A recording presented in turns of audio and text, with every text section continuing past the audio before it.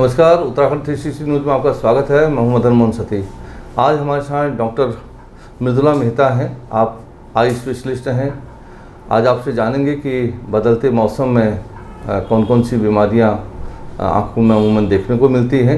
साथ में जानेंगे कि आँखों में कौन कौन सी ऐसी बीमारियां हैं जो आपकी रोशनी के लिए खतरा हो सकती हैं। आपका स्वागत है डॉक्टर साहब। नमस्कार।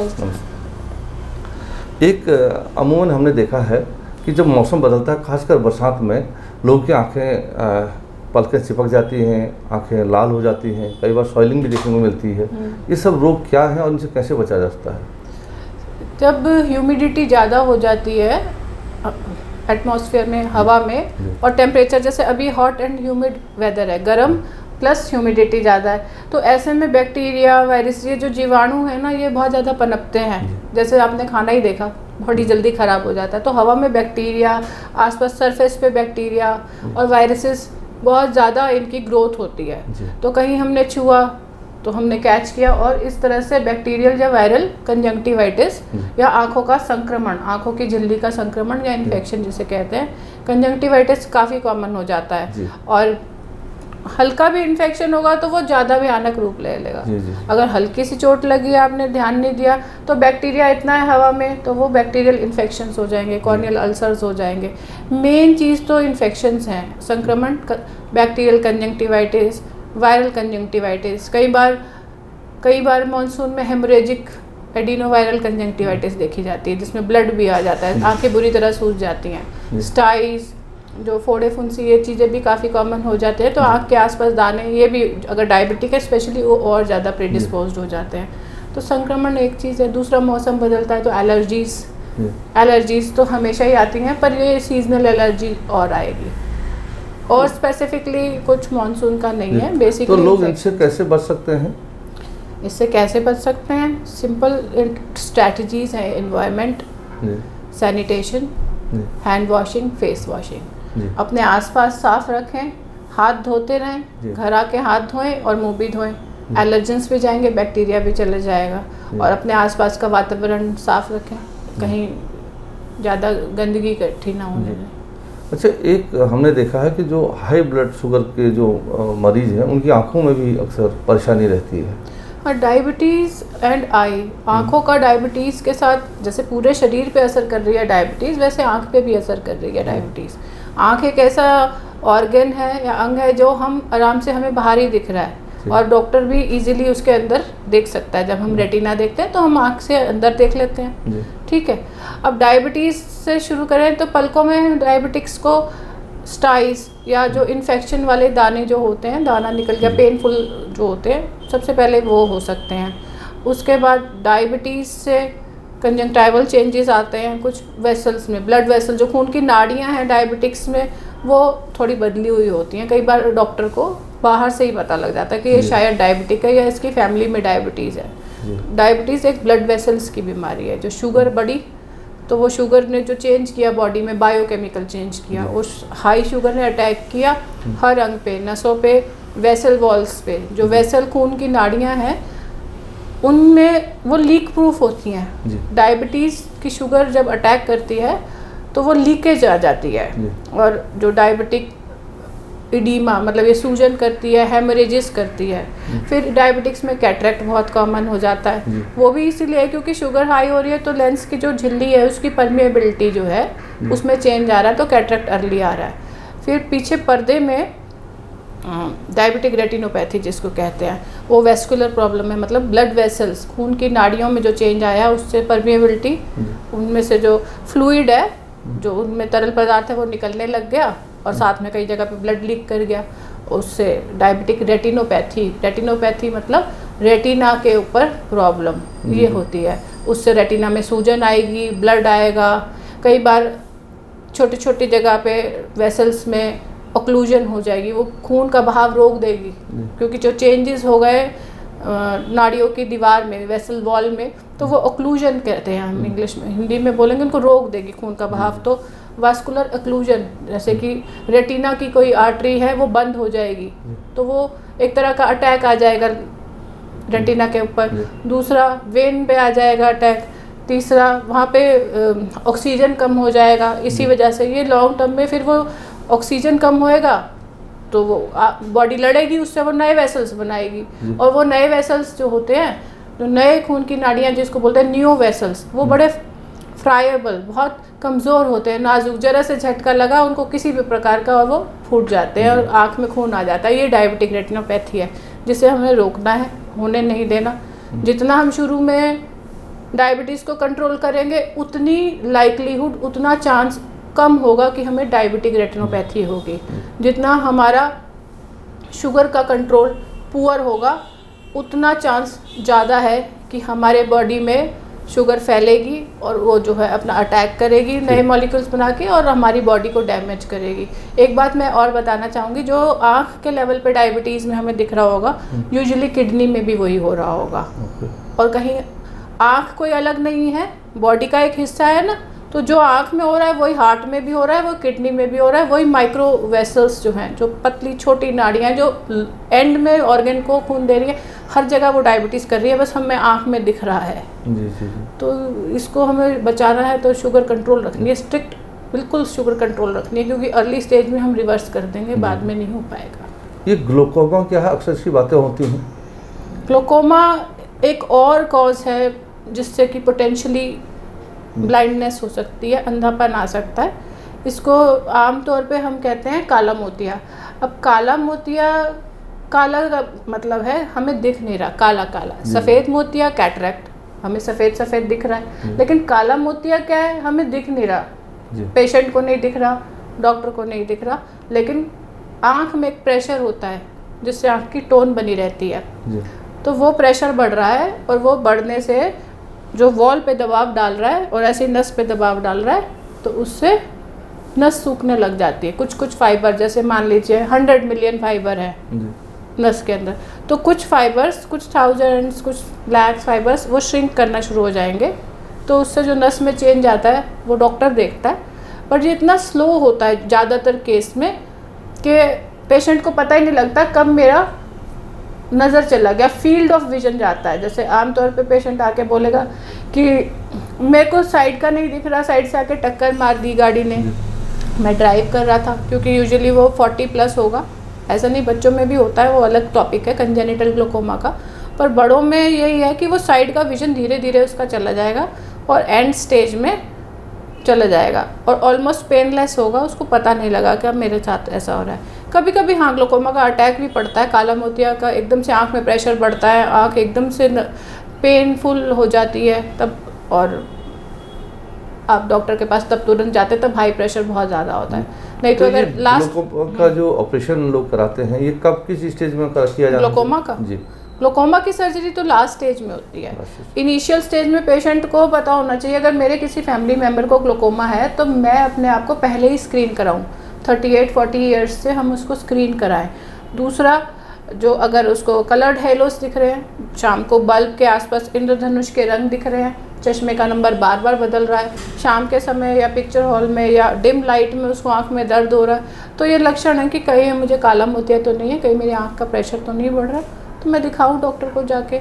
चौथा ये है कि अर्ली स्क्रीनिंग हम करते हैं आजकल ना, एग्रेसिवली हम हर पेशेंट में 40+ में अच्छे से आँख देखते हैं, जिसको बोलते हैं कॉम्प्रिहेंसिव आई चेकअप। उसमें प्रेशर भी होगा और ऑप्टिक नर्व भी देखी जाएगी, तो उससे कई लोग जो हाई रिस्क है उनको हम वार्न कर सकते हैं कि सर्जरी हम बाद में करते हैं। हाँ, कुछ केसेस में लेज़र करते हैं, एंगल क्लोजर ग्लूकोमा में पहले हम लेज़र करके उसको प्रिवेंशन के लिए लेज़र हो जाता है। बट इम्पॉर्टेंट है कि जिसको ग्लूकोमा डायग्नोज हो गया, काला मोतिया डायग्नोज हो गया, वो दवाई बराबर डालेगा, दवाई मिस नहीं करेगा, फॉलोअप मिस नहीं करेगा अपना डॉक्टर के पास, क्योंकि ये लॉन्ग टर्म प्रॉब्लम रहेगी। Once glaucoma for life time, हमेशा के लिए रहेगा। अच्छा, एक चीज़ और, आँखों में ब्लाइंडनेस के भी बहुत सारे केसेस सामने आते हैं। ब्लाइंडनेस एक बहुत वास्ट टॉपिक है जी, बहुत सारे कॉज है ब्लाइंडनेस के। हमारी कंट्री में प्रिवेंटेबल ब्लाइंडनेस है, ट्रीटेबल ब्लाइंडनेस है, बड़ी सारी गाइडलाइंस हैं, पर मोटे तौर पे जैसे कुछ डेफिनेशंस हैं कि 6/60 से विजन कम हुआ तो हम उसे ब्लाइंड बोलेंगे, इकोनॉमिकली ब्लाइंड है, सोशली ब्लाइंड है, इस बड़े सारे क्राइटेरिया हैं, वो हम उसमें नहीं जा रहे। पर ये एक तो टोटली ब्लाइंड है, जिसको बिल्कुल नहीं दिखता। इनफैक्ट आजकल हम ब्लाइंडनेस वर्ड यूज़ करना नहीं करते, हम विजुअली इम्पेयर्ड यूज़ करते हैं। भाई जिसकी नज़र कम है, जैसे ब्लाइंड नहीं बोलते उसको, विजुअली इम्पेयर्ड बोलते हैं। अब हमारी कंट्री में cataract treatable cause of blindness हो गया, ग्लोकोमा, कैटरेक्ट मतलब सफ़ेद मोतिया जो हम ट्रीट कर सकते हैं, ग्लोकोमा जो हम प्रिवेंट कर सकते हैं, प्रिवेंटेबल कॉज ऑफ ब्लाइंडनेस। बच्चों में रिफ्रैक्टिव एरर्स, चश्मे के नंबर जिनके हाई नंबर्स हैं, मान लीजिए बच्चे ने चश्मा नहीं लगाया और नंबर था -5, -8, -10, अगर उसको टाइम से चश्मा लगता तो उसको लेज़ी आई नहीं होती, तो वो नज़र सही रहती। उसके लिए अब स्कूल स्क्रीनिंग प्रोग्राम्स हैं, तो ये एक और कॉज है। फिर डायबिटिक रेटिनोपैथी और age related macular degeneration, ARMD, age related macular degeneration भी अब हमारे देश में काफ़ी आ रहा है, क्योंकि लॉन्गेविटी बढ़ती जा रही है, लाइफ स्पैन जो है बढ़ता जा रहा है। तो एंड में जैसे डायबिटीज़ से ब्लड आता है, फ्लूइड आता है आँख में, ऐसे ही एज रिलेटेड मैक्यूलर डिजेनरेशन से भी आता है। इसके अलावा और भी बहुत सारे, किसी को चोट लग गई, एक्सीडेंट हो गया तो पेशेंट ब्लाइंड हो गया, या किसी को पैदाइशी आँखें अच्छी नहीं थी तो हो गया, और कई बीमारियां हैं जिसमें हो सकता है। पर मेन कॉजेज़ हमारे cataract, glaucoma, diabetic retinopathy, age related macular degeneration और रिफ्रैक्टिव एरर्स, चश्मे की कमी। अगर चश्मा दे दें जी जिसका 5/60 है विजन या 2/60 है, उसको सही से चश्मा लगा दें। अभी लास्ट 10 डेज़ पहले एक बच्चा आया 5 इयर्स का, उसका -14 नंबर था, तो -14 इसे प्रैक्टिकली ब्लाइंड, दिख नहीं रहा उसको। एज सून एज उसको चश्मा मिला तो उसको काफ़ी दिखना शुरू हो गया जी। तो इससे हम उसको ट्रीट कर सकते हैं। यही है। एक और चीज़ है एनाटॉमी ऑफ आइज, ये क्या टर्म है? Anatomy means structure, gross structure जी। तो वो हम आपको बता सकते हैं अगर आपका इंटरेस्ट है। स्कूल में भी आजकल 9th में और 11th में आई पढ़ाया जाता है। एक मॉडल है, अगर हमें आप अलाउ करें तो हम मॉडल ले लेते हैं। ये आप देख सकते हैं, है ना? जी जी जी। ये आई का मॉडल है एक, ठीक है। ये बहुत इंटरेस्टिंग रहेगा, लोगों को पता लगेगा। आई एक ऑलमोस्ट स्फेरिकल गोलाकार है, परफेक्ट स्फेयर नहीं है, ठीक है। परफेक्ट एकदम परफेक्ट गोलाकार नहीं है, थोड़ा सा लंबा होता है। ये कोट है आई बॉल का, ये बाहर इसका कांच या कॉर्निया है, ये नस है इसकी, ये सारा रेटिना है, अंदर का पर्दा जिसको कहते हैं, ये लेंस है, ये लेंस के पीछे ये सारा पर्दा है, और यहाँ एक जेल होता है, उसे विट्रस कहते हैं। अब पर्दे के ये सारे फाइबर्स हैं, है ना, ये जाके ये नस बना रहे हैं, यही कलर आ रहा है ना जी। फिर 3 कोट हैं आई के, बाहर का सफ़ेद वाला स्क्लेरा, अंदर का रेटिना, बीच में ये लाल वाला जो ब्लड सप्लाई है, ये कोरोइड है। फिर ये कॉर्निया है, इसको हम आपको हटाते हैं, अगर ये हटता है तो नहीं, ये हट नहीं रहा। इसके पीछे ये जो काला हिस्सा दिख रहा है, ये आइरिस है, ये, और ये जो है इसमें सुराख है, ये होल है जिससे रोशनी अंदर जाती है। आई एक कैमरे की तरह है, डिजिटल कैमरे की तरह। इसमें ये प्लस, ये जैसे रोशनी कम होगी, बड़ी होगी, तो ये आइरिस कंट्रैक्ट करेगा, बड़ा होगा, ये लाइट रेगुलेट करेगा, और यहाँ से लाइट जाएगी, यहाँ रेटिना पे पर्दा पे इमेज बनेगी, और यहाँ से ब्रेन में जाएगी, और ब्रेन हमारा उस इमेज को इंटरप्रेट करेगा। अब कॉर्निया से लेके लेंस, विट्रस, नस, रेटिना, कहीं कोई प्रॉब्लम हुए तो नज़र रोशनी पर फर्क पड़ेगा। और ब्रेन में भी 70% सप्लाई जो हमारी है ना ब्रेन की, 70% वो आइज को जाती है। ये मसल्स है हमारे दोनों आँख में, 6 मसल्स होते हैं, एक्स्ट्राओक्युलर मसल्स, जो कि बैलेंस बनाते हैं। हम दोनों आँख से अलग अलग इमेज बना रहे हैं, एक नहीं देखते, हम डबल देखते हैं, हमारा ब्रेन उसे सिंगल कर देता है। तो जब ब्रेन में प्रॉब्लम हुई, कोई मसल पैरालिसिस हो, तो डबल विजन की प्रॉब्लम आ जाती है, और या स्क्विंट की प्रॉब्लम आती है मसल इम्बैलेंस में। तो बेसिकली इसलिए आई के आजकल बहुत सारे डिविजन्स भी हो गए हैं कि ऑक्यूलोप्लास्टी, रेटिना, पलक, स्क्विंट, ग्लोकोमा, कैटरेक्ट, ज़्यादातर ऑफ्थेल्मोलॉजिस्ट सब कर देखते हैं, पर हर कोई किसी में आजकल स्पेशलाइजेशन कर लेता है। अच्छा, ये बच्चों में एक जो मियोपिया प्रोग्रेस,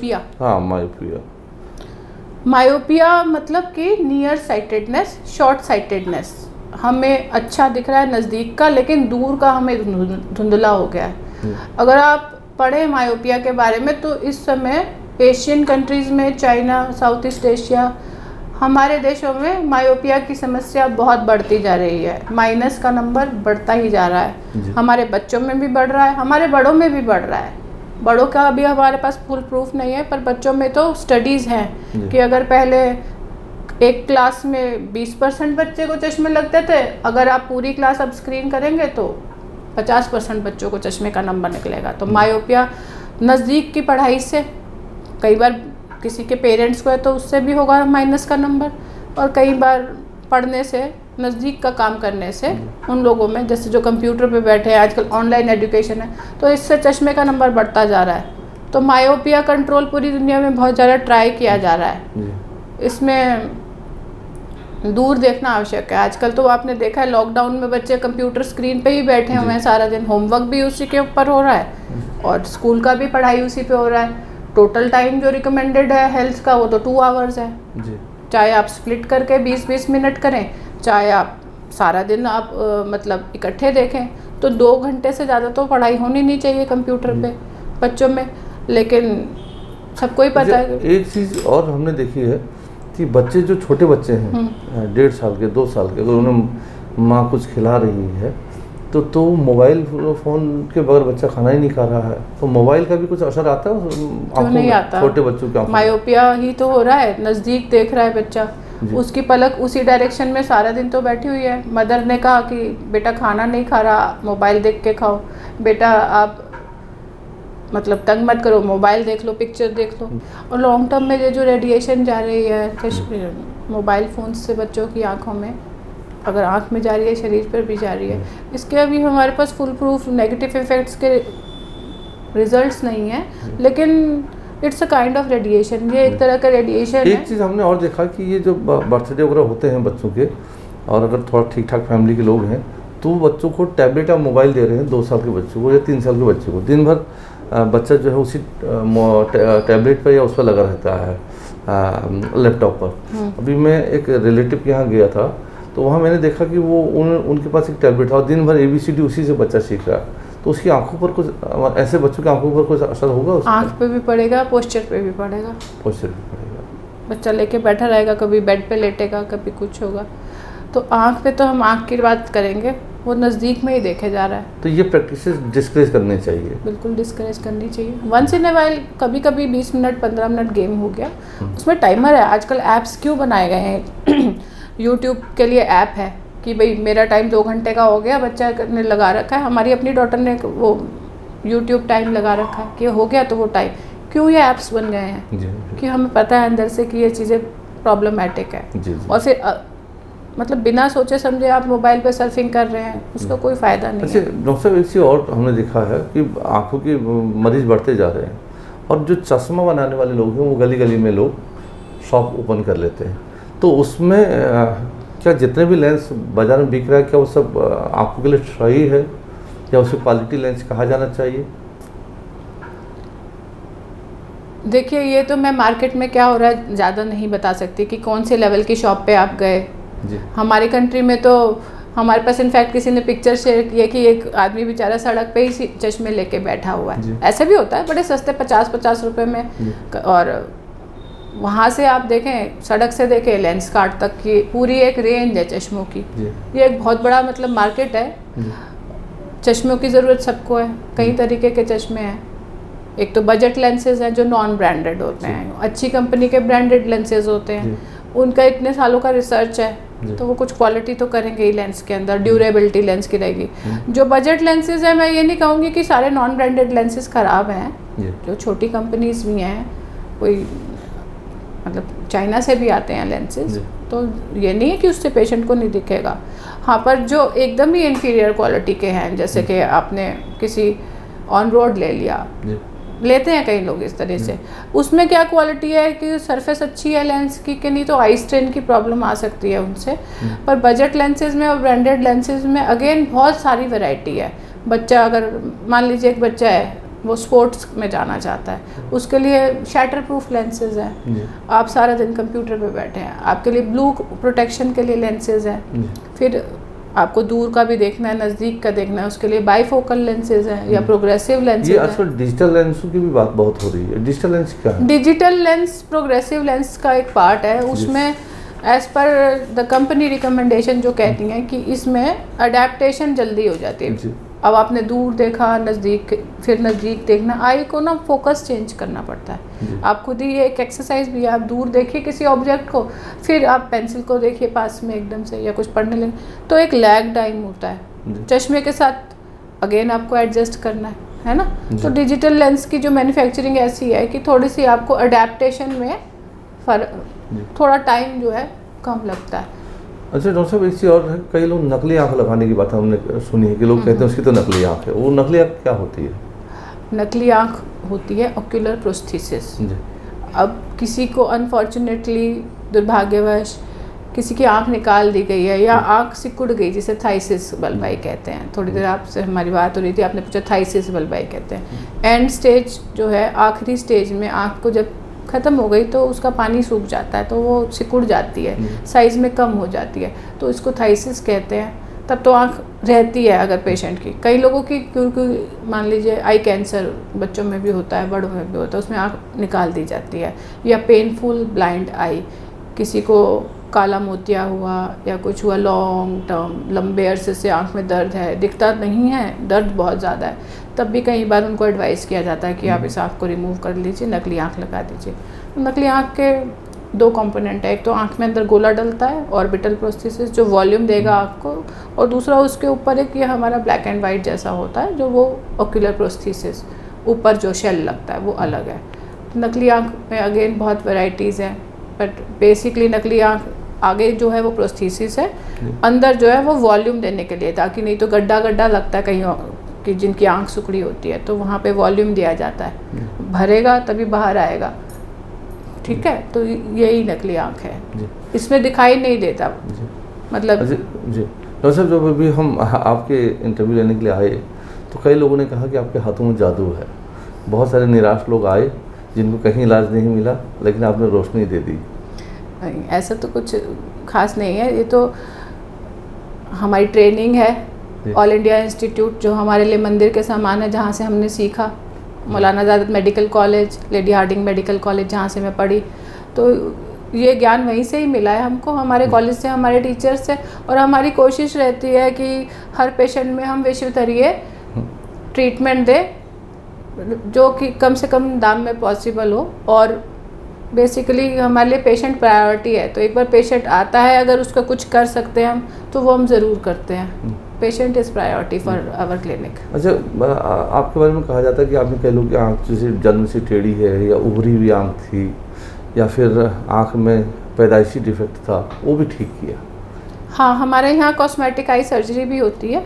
तिरछी आँख के लिए तो स्क्विंट सर्जरी करते हैं हम लोग, और कॉस्मेटिक आई सर्जरी जैसे किसी की एक आँख छोटी बड़ी है या माइक्रोफ्थेल्मोस है, एकदम बिल्कुल छोटी है, तो हम आई साइज़ बराबर करने का हमारा वो है।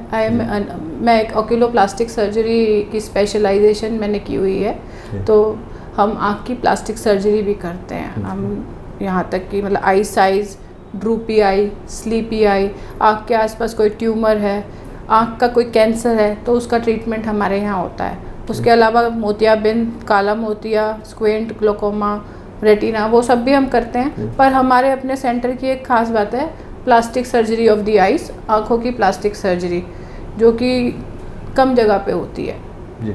इसके लिए हमारे पास कई जगह से लोग आए हैं। कि एक इंग्लैंड से भी एक लेडी हमारे पास आई, तो उसको आई साइज़ और लूज स्किन की प्रॉब्लम थी, तो हम eye bag surgery, eye lift surgery, blepharoplasty कहते हैं इसको, ये हाईली स्पेशलाइज्ड चीज़ें हैं, वो हमारे यहाँ तक कि मैंने बर्न्स के बहुत केस किए हैं। जो आजकल तो विट्रियल आज मतलब एसिड थ्रो करने के केस बहुत कम है, पहले आज से 10-20 साल पहले, अब क्योंकि एसिड पे बैन हो गया है, तो पहले बहुत आते थे, तो हमने उसमें स्किन ग्राफ्टिंग करी है किसी भी तरीके से। क्योंकि अगर पलक ख़राब होगी ना किसी भी पेशेंट की जी, तो वो आँख को प्रोटेक्ट नहीं कर पाएगी, तो पलक का ठीक होना बहुत ज़रूरी है। और पलक की सर्जरी करने वाला ऑक्यूलोप्लास्टिक सर्जन होता है, तो वो बैलेंस बना के रखता है कि आँख बंद भी हो, खाली खुली ना रह जाए, तो ये ऑक्यूलोप्लास्टिक सर्जरी। आपके बारे में जब हम आ रहे थे तो एक बात और सुनी कि काफ़ी गरीब लोग, रिक्शा वाले और गार्ड वगैरह की आँखों की चेकअप आप फ्री में भी कर देती है। से हमारा चैरिटी का चलता है, जी उसके लिए अब एक डे बना रखा है हमने। जी और मैं चैरिटी इंस्टीट्यूट्स में तो मैं बल्क में सर्जरीज करती हूँ। जी जी जी। उसमें हम कैटरेक्ट सर्जरी करते हैं, काफ़ी सर्जरीज नहीं, इधर भी काफ़ी लोग हमको मिले नीचे, उन्होंने कहा कि आप जो है उनकी आँखों के लिए कभी दवा दे देती हैं, कभी चेकअप कर लेती हैं। नहीं, वो तो हमारा सामाजिक कर्तव्य है। अगर कोई नहीं अफोर्ड कर सकता हमको, तो ये थोड़ा ना है कि वो हमारे यहाँ से वापस चला जाएगा। जी। हमने हर एक के लिए खोला हुआ है क्लिनिक।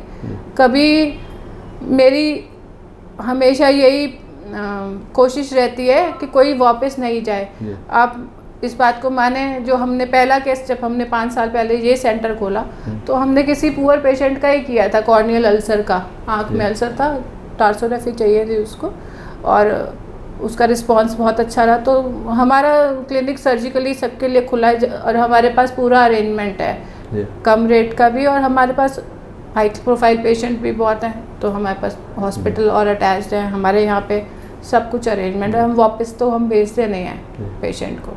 हाँ, टोटली फ्री बहुत मुश्किल है, बट हम वापस नहीं भेजते हैं। ये तो बहुत अच्छी बात है। थैंक यू डॉक्टर साहब, आपसे बहुत सारी बातें हुई और बहुत अच्छा लगा आपसे बातचीत करके। जी, थैंक यू। नमस्कार।